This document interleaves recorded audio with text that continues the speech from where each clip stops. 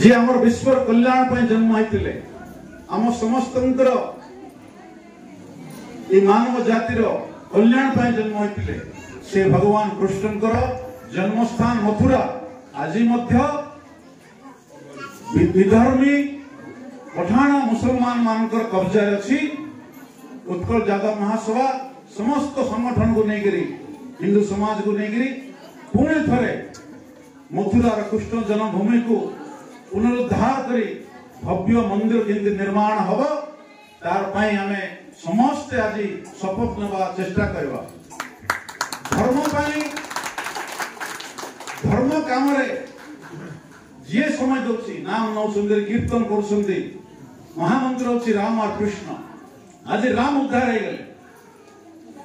गले जीवार सौभाग्य मत 2 थर मिलता 1990 मसीह जाइली कर सेवारे 1992 जाइली कर सेवारे भगवान कृपार मंदिर प्रतिष्ठा दिन मत निमंत्रण देते और जाइली मंदिर प्रतिष्ठा सामने